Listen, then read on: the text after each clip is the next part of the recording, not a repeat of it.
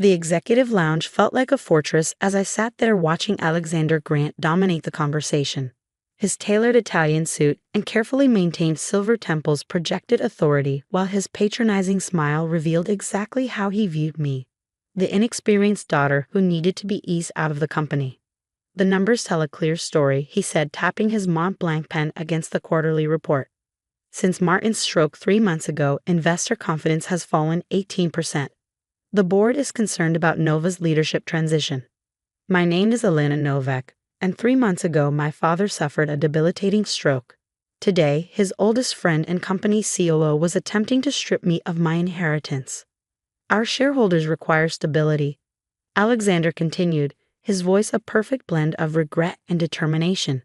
"They're uncomfortable with, let's be frank here, a 29-year-old art history major suddenly controlling a majority stake in a leading AI research company." The other executives shifted uncomfortably in their ergonomic chairs. They'd known me for years as Martin Novak's daughter, the woman who organized the company's charity auctions and appeared in family photos on my father's desk. The woman who, as far as they were concerned, had no technical knowledge, no business acumen, and no right to lead a company at the forefront of artificial intelligence. If only they knew.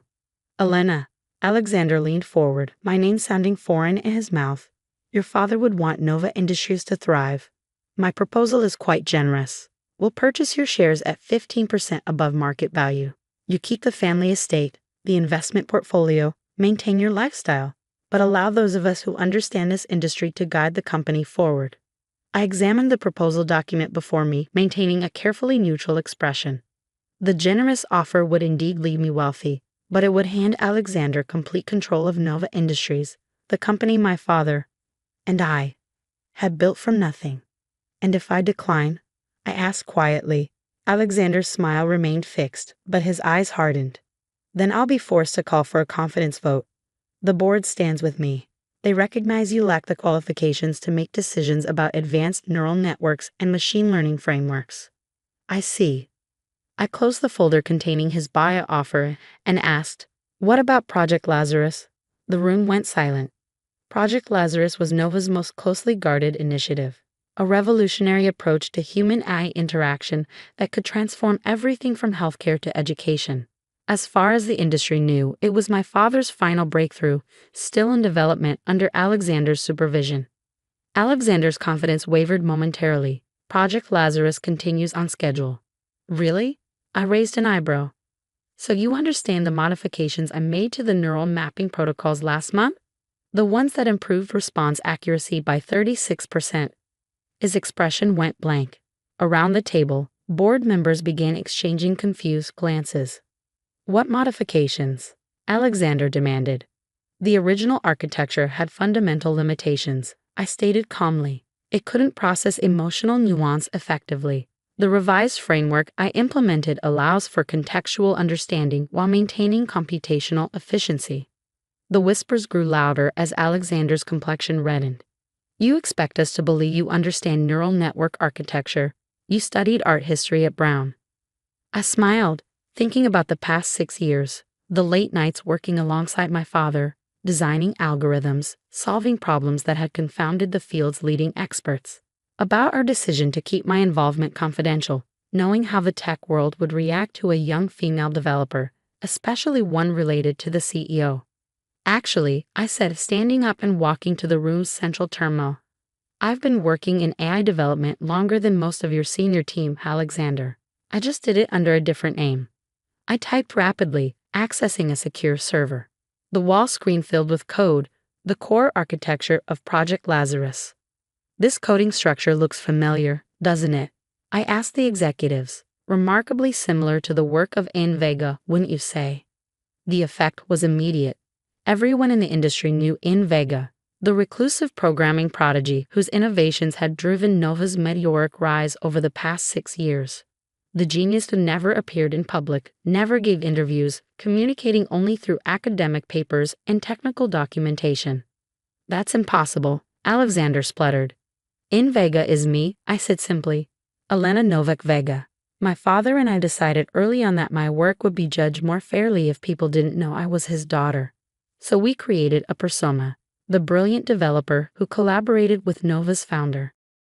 I displayed more files on the screen, years of development logs, correspondence between my father and me discussing technical details, video recordings of us working together in our home lab. My father wasn't just my parent. I continued, my voice firm despite the emotion threatening to break through. He was my mentor and collaborator. We built this company together. The only difference is he did it publicly while I worked behind the scenes.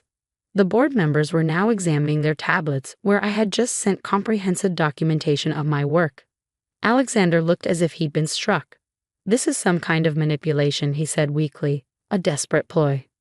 Would you like me to explain exactly how the emotional context mapping functions work?" I offered.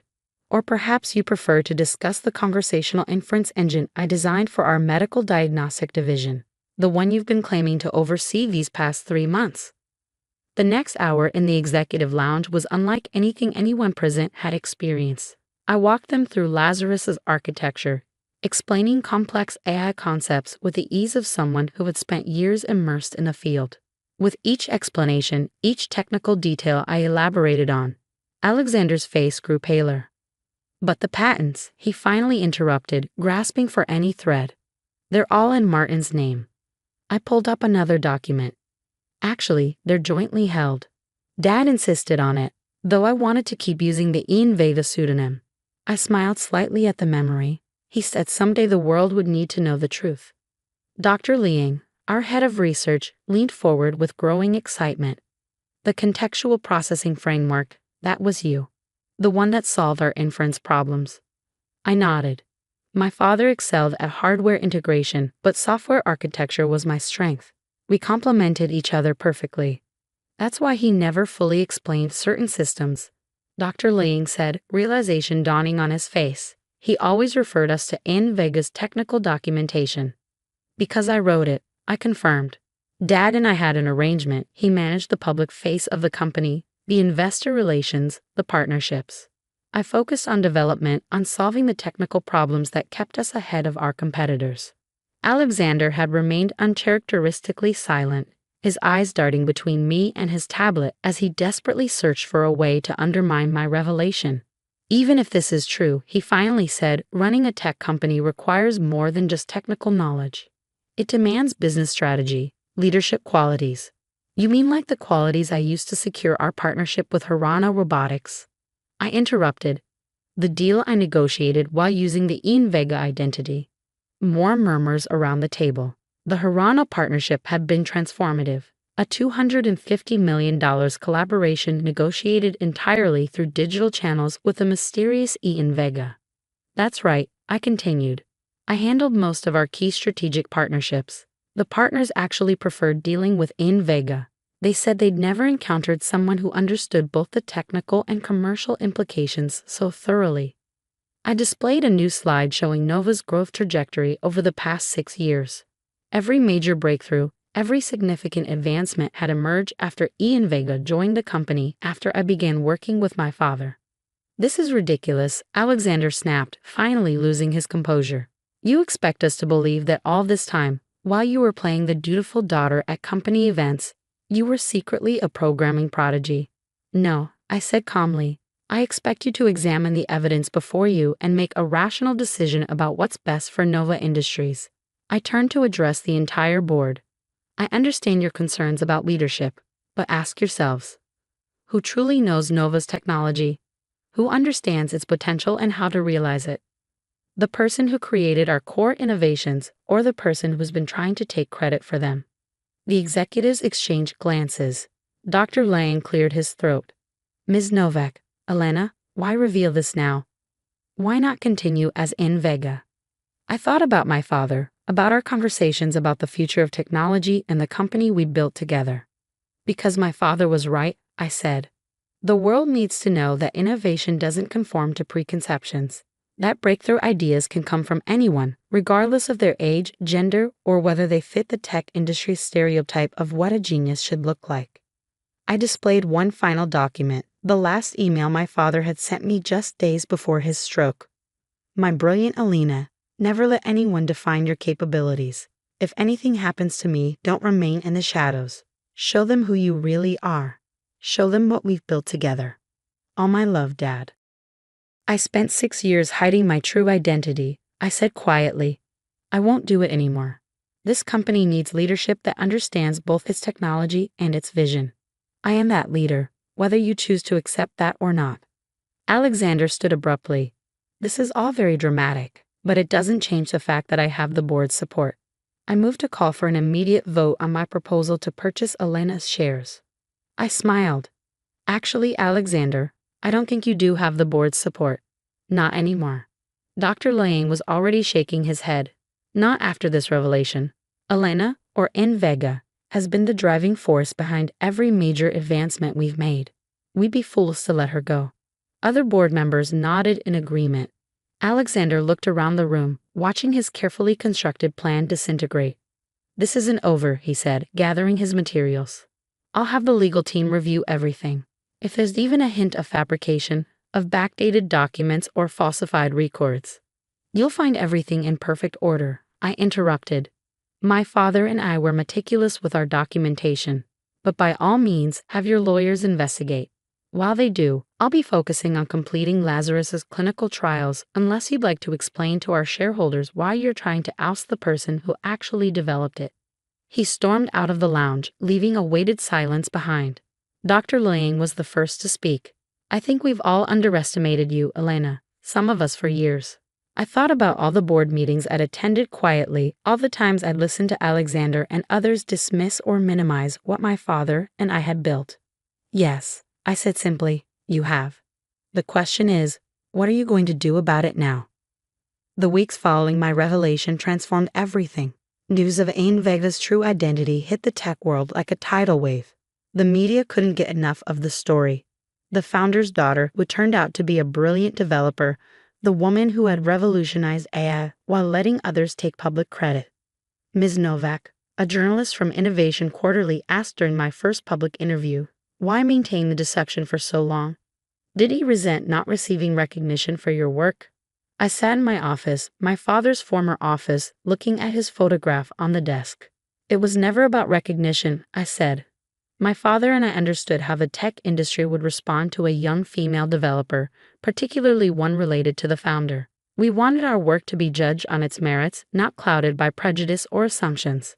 The reporter nodded. And Alexander Grant? Sources say he's challenging the authenticity of your contributions. I smiled, thinking of Alexander's increasingly desperate attempts to discredit me. His legal team had spent weeks examining every line of code, every patent filing, every piece of documentation. Mr. Grant is entitled to his doubts, I replied. The code speaks for itself. What I didn't mention was the message I'd received that morning from Alexander's attorneys, quietly withdrawing their challenges. They'd found nothing because there was nothing to find. Every innovation had been meticulously documented, jointly credited to my father and me from the beginning. The real surprise came a week later when I arrived at the office to find Dr. Liang waiting with an unusual request. The development team wants you to conduct a code review, he said, looking slightly embarrassed. In person. They've been working with Vega's documentation for years, but now they want to learn directly from you. I spent the afternoon in our main development lab, surrounded by engineers who had once seen me only as the founder's daughter. Their respect wasn't forced or reluctant. It was earned, line of code by line of code, as I guided them through the systems I had designed. It all makes sense now, one young programmer said. The elegant solutions, the innovative approaches, they had your signature all along. We just didn't know what to look for. That evening, as I was preparing to leave, Dr. Liang appeared in my doorway. The board has been discussing Nova's future, he said without preamble. We'd like to formalize your position as CEO. I looked up from my monitor, where I'd been reviewing the latest Lazarus test results. And Alexander? He's resigned, effective immediately, Dr. Lang said with a slight smile. His final attempt to challenge your work backfired rather spectacularly. It turns out several of his innovations were actually incomplete adaptations of your prototypes. I wasn't surprised. Alexander had always been better at claiming credit than creating original work. There's something else, Dr. Liang continued. We've received inquiries from several major tech companies about potential collaborations. It seems Ian Vega's reputation carries even more weight now that people know the full story. I thought about my father, about our dreams for Nova Industries. What kind of collaborations? Stanford Medical wants to discuss implementing Lazarus in diagnostic training. Microsoft is interested in integrating our emotional context framework into their virtual assistant ecosystem. And NASA, he paused for effect, wants to talk about AI-supported decision systems for their deep space missions. I looked at my father's picture, remembering our late-night conversations about technology's potential to transform lives. Schedule the meetings, I said. But make it clear I'll be representing Nova as myself. No more pseudonyms, no more shadows. The next month was a whirlwind of presentations, negotiations, and media appearances. I spoke at technology conferences, gave interviews to major publications, and established mentorship programs for young women in STEM. The story of Ian Vega became a rallying point for change in the tech industry. Alexander, meanwhile, had vanished from public view. The last I heard, he was attempting to launch his own AI startup, but investors were wary. His reputation for appropriating others' work had spread quickly. 1 year after my revelation in the executive lounge, I stood on stage at the International AI Summit, preparing to unveil Lazarus's public launch. The audience was packed with industry leaders, investors, and media representatives. Artificial intelligence isn't just about computational power. I began looking out at the sea of attentive faces. It's about recognizing patterns others miss, about having the courage to pursue solutions that seem impossible. I displayed the first slide, a photo of my father and me in our basement workshop where we'd built our first neural network prototype. This is where Nova Industries truly began, I continued. Not in a corporate headquarters or university lab, but in a home workshop where two people dared to dream beyond conventional limitations. One of those people worked in the spotlight while the other created in the shadows. Today, we're bringing those creations into the light. The presentation was a triumph. Lazarus's capabilities exceeded even the most optimistic predictions. Our stock price soared, and more importantly, we were changing the future of human-AI interaction forever. After the presentation, as I was gathering my materials, I found a note that had been placed with my belongings. Alana, I was wrong about everything. I'm sorry. Alexander. I folded the note and put it away. His apology meant little now, but at least he'd have finally acknowledged the truth, that innovation doesn't care about age, gender, or appearances. It cares about brilliance, determination, and the courage to stand in the light. That evening, I sat in my home office, surrounded by the equipment where my father and I had spent countless hours working together. On my screen was the code for our next breakthrough, an AI system that could revolutionize climate science research. You were right, Dad, I whispered to his photograph. The world did need to know the truth, and now they do. I began to type, my fingers moving rapidly across the keyboard as new ideas flowed. But this time, I wasn't hiding behind a pseudonym or working in the shadows. I was Alina Novak, CEO of Nova Industries, writing code that would help solve humanity's greatest challenges. And I was finally completely myself.